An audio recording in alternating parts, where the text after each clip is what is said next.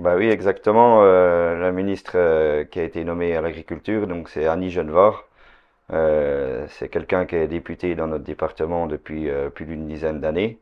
Donc c'est une personne avec qui la profession agricole travaille régulièrement. On la rencontre sur beaucoup de manifestations. Elle participe à beaucoup de rassemblements d'élevage, notamment les comices. Elle est très active et très présente. Elle a été présidente de l'ANEM, l'Association nationale des élus de la montagne. Donc elle rencontre beaucoup de maires au niveau national, mais déjà dans sa circonscription, elle fait une tournée dans chaque commune dès qu'elle le peut. Chaque fois qu'on a des choses qui ne vont pas, on lui en fait part et le dossier, elle l'emmène jusqu'au bout. Et du coup, ben, on a cœur à travailler avec elle parce que elle est vraiment au fait des choses et elle fait bouger les choses. Et je crois que récemment tu l'as rencontré et tu as pu lui proposer la charte d'engagement des parlementaires proposée par la FNPL. Oui, exactement. Ça a eu lieu au Terre de Gym, là, dans notre département au début du mois de septembre. Elle était ravie de signer notre charte. Elle connaissait déjà beaucoup d'éléments qui sont mis en avant parce qu'elle a travaillé à la loi d'orientation agricole qui a été balayée par la dissolution de l'Assemblée nationale.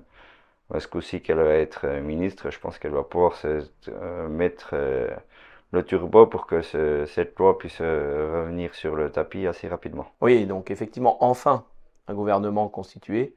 On connaissait le Premier ministre, maintenant on connaît notre ministre qui va être responsable de l'agriculture.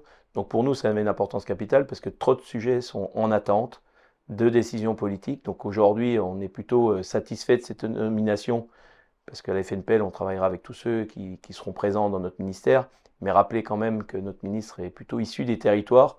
Donc c'est pour nous important de savoir que la ministre sera ancrée sur les territoires et qu'elle ne passera pas à côté des corps intermédiaires que nous représentons ici à la FNPL. Rappelons effectivement à la ministre qui vient d'être nommée que nous l'attendons sur beaucoup de sujets. Effectivement, le vrai sujet qui nous préoccupe tous, c'est le sanitaire, mais pas que.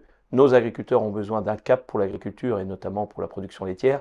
Et donc nous l'attendons sur des sujets comme le plan élevage. Le plan élevage qui maintenant, ça va faire 1 an qu'il a été annoncé par le gouvernement et qui est toujours pas en place pour accompagner les producteurs sur les territoires. Donc nous l'attendons sur le sujet-là, nous l'attendons aussi sur le sujet du PLOA, donc ce fameux projet de loi d'orientation agricole. Est-ce que ça va être différent ou pas?